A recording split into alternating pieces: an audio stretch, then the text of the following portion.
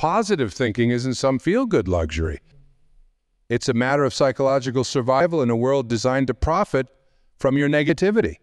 Media corporations, social platforms, and news outlets have weaponized negativity bias. Your brain's tendency to prioritize threatening information, to keep you addicted to their content. The average person consumes over 5 hours of negative news and social comparison daily, while wondering why they feel anxious and inadequate. Your mind wasn't designed to process global tragedies, carefully curated highlight reels of others' lives, and constant crisis alerts. Yet you voluntarily expose yourself to this toxic stream. The technology that promised to connect humanity has instead created an epidemic of comparison, inadequacy, and fear-based thinking. Most of your negative thoughts aren't even yours. They're implanted by systems designed to manipulate your attention and spending habits through fear. The darkness finds us all, doesn't it? That moment when you're alone with your thoughts, wondering if you've made the right choices, the bills piling up, the relationship falling apart, the career that seems to be slipping through your fingers like sand, the health diagnosis you never saw coming. I stood at that crossroads once, rock bottom, the place where the world stops spinning and everything goes quiet. And in that silence, I discovered something that changed everything for me. And I believe it can change everything for you too. Your thoughts are not just passive whispers in your mind. They are the architects of your reality. Look around this room. Every single person here has a story of darkness. Every single one of you has faced moments where it seemed like the weight of the world was crushing down. But I'm not here to talk about the darkness. I'm here to talk about what happens when you choose to flip the switch and turn on the light. Because that's what positive thinking really is. It's not some airy-fairy, wishful thinking nonsense. It's not about ignoring reality or pretending problems don't exist. It's about understanding the true power you hold within the space between your ears. When I tell you that your thoughts create your reality, I'm not speaking metaphorically. This isn't just a nice idea. This is the fundamental truth of human existence that most of us have forgotten. And when you truly understand it, when you begin to harness it, your entire life transforms. Have you ever noticed how certain people seem to attract success? How some individuals always land on their feet no matter what life throws at them? We often call it luck or good fortune. But what if I told you it wasn't luck at all? What if it was the direct result of their thought patterns? Your mind is like a garden. What are you planting in it? Are you planting seeds of doubt, fear, and limitation? Or are you planting seeds of possibility, opportunity, and abundance? The human brain processes approximately 60,000 thoughts per day. How many of yours are positive? How many are negative? And more importantly, how many you're consciously choosing? Most people don't choose their thoughts. They allow their thoughts to choose them. They react to life rather than create their life. And in that reactive state, negativity flourishes. I'll never get that promotion. I'm too old to start something new. I don't have the right connections. I don't have enough money. I'm not smart enough. I'm not talented enough. I'm not worthy enough. These thoughts aren't just harmless complaints. They're powerful instructions to your subconscious mind. They're declarations to the universe about what you believe is possible for your life. And here's what happens next. Your brain, being the efficient organ that it is, begins to filter your reality to confirm these beliefs. It's called confirmation bias. If you believe life is hard, your brain will show you all the evidence of life's hardship. If you believe opportunities are scarce, your brain will filter out the abundance of opportunities surrounding you. You begin to see only what you expect to see. Your negative thoughts become self-fulfilling prophecies. But here's the beautiful truth. The same mechanism works in reverse with positive thought patterns. When you consciously choose thoughts of possibility, opportunity, and abundance, your brain begins to filter reality differently. Suddenly, you notice the opportunities that were always there but previously invisible to you. You recognize the potential in situations you once would have dismissed. You find solutions where you once saw only problems. Is this magical thinking? No. It's neuroscience. It's psychology. It's quantum physics. The observer affects the observed. Let me share a story with you. There were two shoe salespeople who were sent to a remote village to assess the market potential. The first one called back to headquarters and said, "This is a terrible opportunity. No one here wears shoes." The second one called and excitedly reported, "This is an amazing opportunity. No one here wears shoes yet." Same reality. Two entirely different perceptions, two entirely different futures. Which salesperson are you? When I talk about positive thinking, I'm not suggesting you ignore reality. I'm suggesting you interpret reality in ways that empower you rather than diminish you. I'm suggesting you look at the facts of your life and ask, how can this serve me? Rather than, how is this hurting me? This isn't about pretending everything is sunshine and rainbows when it's clearly storming. It's about remembering that storms pass, that rainbows often follow, and sometimes you need to dance in the rain while you wait. Positive thinking is a practice. It's a discipline. It's a choice you make moment by moment, day by day. And like any discipline, it gets easier with practice. Start by becoming aware of your thought patterns. So just notice when negativity creeps in. Don't judge it, just observe it. There's a negative thought. Then consciously choose to replace it with something more empowering. Instead of, "I'll never get that promotion," try, "I'm developing the skills I need for advancement." Instead of, "I'm too old to start something new." Try, "My experience gives me an advantage in new ventures." Instead of, "I don't have the right connections," try meeting new people every day who can help me grow. This isn't about lying to yourself. It's about choosing the perspective that moves you forward rather than keeps you stuck. Your thoughts generate emotions. Your emotions drive your actions. Your actions create your results. It all starts with that initial thought. Think about a time when you were absolutely certain you would succeed at something. Maybe it was a test you knew you would ace, or a job interview you felt perfectly prepared for, or a relationship you knew would work out. That certainty, that positive expectation likely influenced how you showed up, how you performed, how you connected. And that, in turn, influenced the outcome. Now think about a time when you were plagued with doubt. How did that affect your performance, your energy, your result? The difference is stark, isn't it? Positive thinking doesn't just change your external reality. It changes your internal reality too. It affects your health, your stress levels, your longevity. Research has shown that optimistic people have stronger immune systems, lower blood pressure, and recover more quickly from illness and surgery. Positive thinking reduces cortisol, the stress hormone that wreaks havoc on our bodies when present in chronically high levels. In other words, positive thinking doesn't just make your life better, it makes your life longer. But there's a deeper dimension to this practice that goes beyond personal health and achievement. When you shift to positive thinking, you begin to see others differently too. You become more compassionate, more understanding, more connected. Have you ever noticed how a negative mindset tends to create isolation? When we're trapped in negative thinking, we often blame others for our circumstances. We become defensive. We see threats everywhere. We build walls instead of bridges. Positive thinking, on the other hand, creates connection. It fosters gratitude. It builds community. It sees the good in others because it first acknowledges the good in ourselves. This is the ripple effect of positive thinking. It starts with you, but it doesn't end with you. When you transform your thought patterns, you transform your relationships. You transform your community. You become a light that helps others find their way out of their own darkness. And isn't that what we all want, deep down? To make a difference? To leave things better than we found them. To know that our presence on this earth mattered. Positive thinking isn't just a personal development strategy. It's a way of being in the world that creates more good, more light, more love. But I would be doing you a disservice if I made this sound easy. It's not. Negative thinking is gravity. Our brains have what psychologists call a negativity bias. We're wired to notice and remember negative events more strongly than positive ones. It was a survival mechanism that served our ancestors well. If you forgot where the berries were, you might go hungry.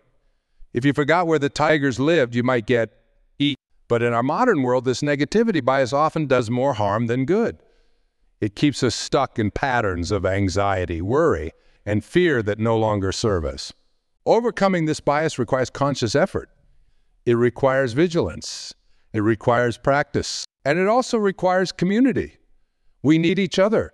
We need reminders. We need support. Look around this room. These aren't just random people who happen to show up at the same event. These are potential allies on your journey toward positive thinking.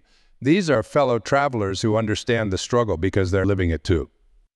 I encourage you to share your journey with others. Talk about your efforts to shift your thoughts.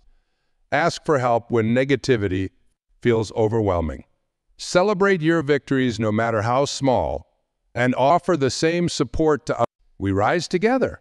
When you hold space for someone else's growth, you create more space for your own.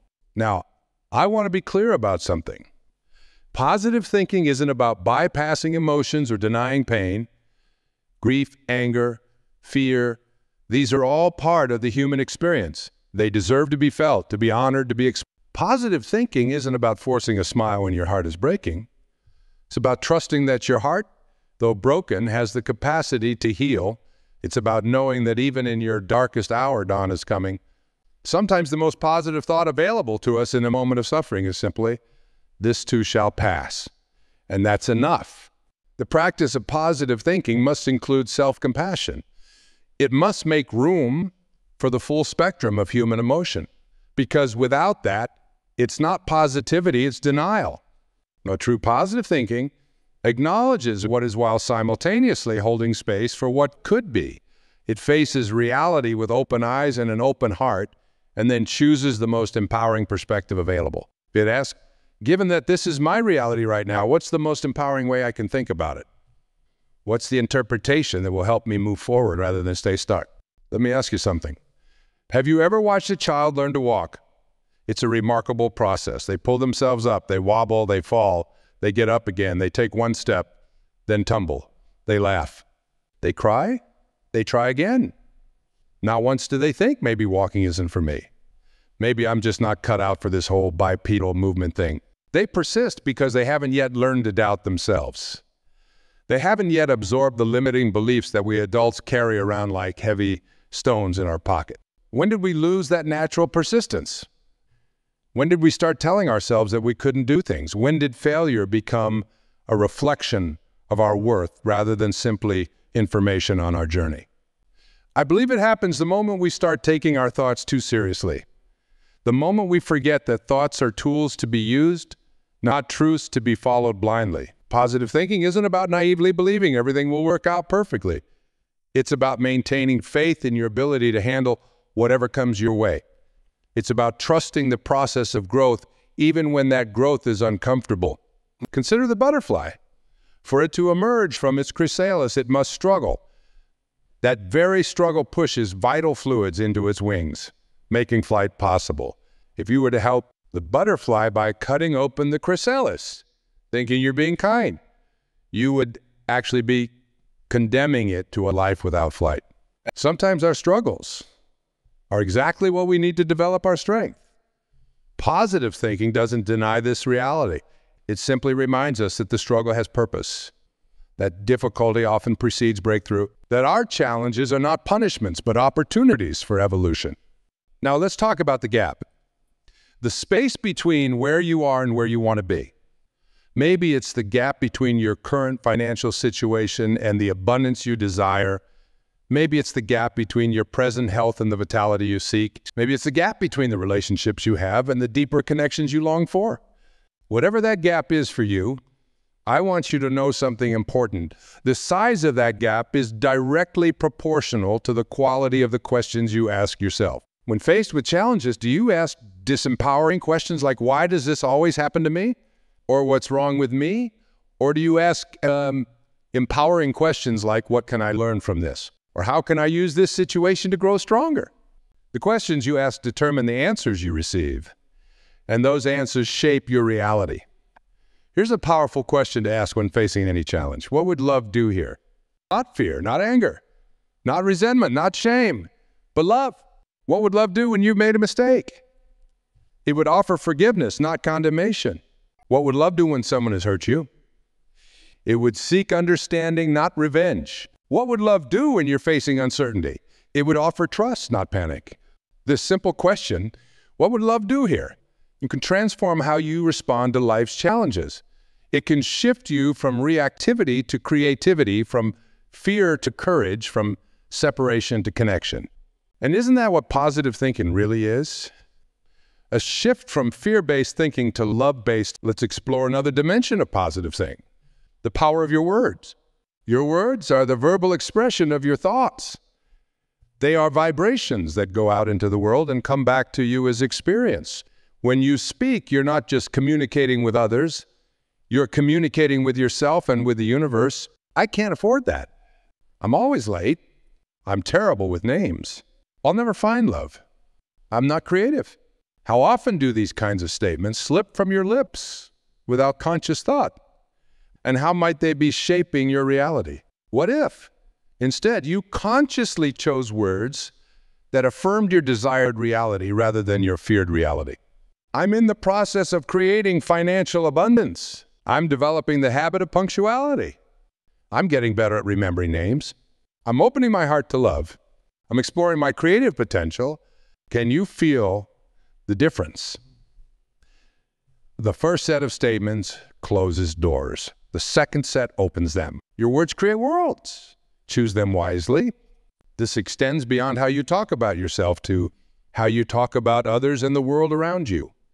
When you complain about your job, your partner, the economy, the weather, you're training your brain to look for what's wrong rather than what's right. I'm not suggesting you become fake or inauthentic. I'm suggesting you become intentional. There's always something to complain about, and there's always something to appreciate. Where you place your focus determines your experience. For this experiment, for 1 week, omit complaints from your vocabulary. Instead of complaining, either take action to change the situation, accept it peacefully, or find something within it to appreciate. This practice alone can revolutionize your life. It trains your brain to look for solutions instead of problems, appreciation instead of criticism, opportunity instead of limitation. Now let's talk about one of the most powerful tools in the positive thinking arsenal. Visual. Your subconscious mind doesn't know the difference between a vividly imagined experience and an actual experience. Both create the same neural pathways. Both generate the same emotions. Both influence your behavior in similar ways. When you consistently visualize yourself achieving your goals, you're essentially giving your brain a dress rehearsal for success. You're programming your subconscious to look for opportunities that align with your vision. You're building neural pathways that support the actions needed to make that vision a reality. Elite athletes use this technique all the time. Before they ever step onto the field or the court, they've already won the game dozens of times in their minds. They've visualized each move, each challenge, each victory. You can apply this same powerful technique to any area of your life. Want to ace a presentation at work? Visualize yourself speaking confidently, answering questions with ease, receiving positive feedback. Want to improve your relationships? Visualize meaningful conversations, moments of connection, conflicts resolved with love and understanding. The key to effective visualization is to engage all your senses. Don't just see the outcome. Feel it, hear it, taste it, smell it. Make it as real as possible in your mind. And most importantly, feel the emotions you would feel if your vision were already reality. Feel the gratitude, the joy, the sense of accomplishment. Emotion is the fuel that powers manifestation. It's not enough to think about what you want. You must feel it as if it's already yours. But visualization isn't just about seeing the end result. It's also about seeing yourself navigating the challenges along the way. See yourself persisting when things get tough. See yourself learning from setbacks. See yourself getting up after you fall. Just like that child learning to walk. This kind of visualization builds resilience. It prepares you for the journey, not just the destination. And speaking of the journey, let's talk about the power of presence. Positive thinking isn't just about creating a better future. It's about fully experiencing the present moment. Most of our negative thoughts are about the past or the future. We ruminate on past mistakes or worry about future problems. But the present moment, the only moment we ever actually have, is usually quite manageable. Right here, right now in this room, are you okay? Do you have what you need in this moment? Can you take a breath and feel the miracle of your lungs filling with air? Presence is the antidote to anxiety. When you bring your attention fully into the present moment, negative thinking loses its grip. You realize that this moment is all there is, and this moment is enough. Practice coming back to the present throughout your day. Notice when your mind wanders into past regrets or future worries and gently bring it back to now. Use your senses as anchors. What do you see, hear, feel, taste, smell right now? This practice of presence doesn't just reduce negative thinking. It also allows you to experience the joy that's available in each moment. The taste of your morning coffee, the warmth of sunshine on your skin, the smile of a loved one, the satisfaction of a task completed. Joy isn't something you have to pursue, it's something you have to notice. And positive thinking helps you notice it by directing your attention to what's good, what's beautiful, what's working in your life. Another powerful dimension of positive thinking is gratitude. When you're grateful for what you have, you open yourself to receiving more. Gratitude is the ultimate abundance mindset. If you're not grateful for what you have now, why would the universe give you more? If you can't appreciate a small apartment, would you truly appreciate a mansion? If you can't find joy in your current relationships, would new relationships really make you happier? Gratitude isn't just a nice sentiment. It's a transformative practice that literally rewires your brain. Research has shown that a regular gratitude practice increases happiness, reduces depression, improves sleep, strengthens relationships, and even boosts immune function. Each night before bed, write down 3 specific things you're grateful for from that day. They don't have to be big things, a delicious meal, a moment of laughter, a problem solved. The key is to be specific and to feel the gratitude as you write. Over time, this practice trains your brain to notice the good in your life. It counters the negativity bias we discussed earlier. It helps you see abundance where you once saw scarcity. Now let's address something important: the relationship between positive thinking and action. Some critics of positive thinking suggest that it's just wishful thinking, that people who focus on positive thoughts are just sitting around waiting for good things to happen rather than making them happen. Nothing could be further from the truth. True positive thinking is always aligned with purposeful action.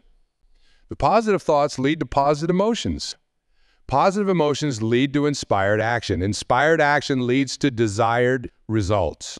Without action, thoughts remain just thoughts.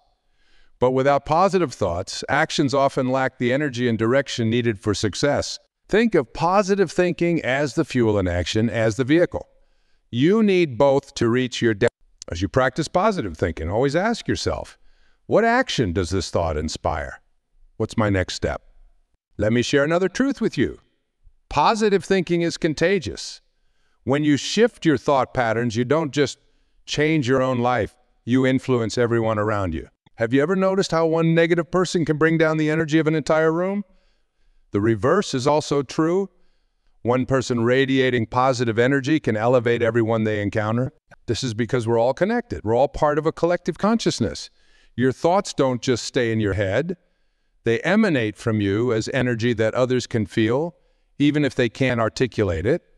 When you choose positive thoughts, you become a light in the darkness. You give others permission to see possibilities where they once saw only problems. You inspire them to reach for what they truly want rather than settling for what they think they can have. This is perhaps the greatest gift of positive thinking, and the ability to lift others as you rise. I want to address another misconception about positive thinking: the idea that it means ignoring problems or pretending everything is fine when it isn't. Real positive thinking isn't about denial. It's about facing reality with courage and looking for opportunities within challenges. It's about asking, what's good about this, even in difficult situations? When you lose a job, positive thinking doesn't pretend you're still employed. It asks, what opportunity does this create? What have I learned that I can take forward? How might this redirect me towards something better aligned with my purpose? When you face a health challenge, positive thinking doesn't deny the diagnosis. It focuses on healing possibilities, on the body's remarkable capacity for renewal, on the quality of each day regardless of quantity. Positive thinking isn't about avoiding problems. It's about approaching them differently. It's about seeing them as opportunities for growth rather than obstacles to happiness. This kind of thinking requires courage. It's much easier to fall into complaint, blame, or self-pity. It takes real strength to look at a difficult situation and choose to find the gift within it. But that courage is within you. That strength is available to you right now. It's your birthright as a human being with the capacity to choose your thoughts. As we come to the end of our time together, remember this? Your mind is the most powerful tool you'll ever possess. Each thought is a seed that grows into the garden of your life. Plant wisely. The journey of positive thinking isn't about perfection. There will be days when negativity clouds your vision. Don't judge yourself for this. Simply notice it, then gently redirect your mind toward possibility. The practice of positive thinking is exactly that, a practice. It requires daily commitment. It demands vigilance. But the rewards are beyond measure. Improved health, deeper relationships, greater success, and most importantly, a profound sense of peace that remains steady even in life's storms. You weren't born to live small. You weren't born to doubt your magnificence. You weren't born to deny your power. You were born to shine. What thought will you choose in this moment? And the next? And the next? Because in that choice lies everything. Your thoughts become your destiny. Choose wisely. Choose consciously. Choose positively. And watch as your world transforms before your eyes.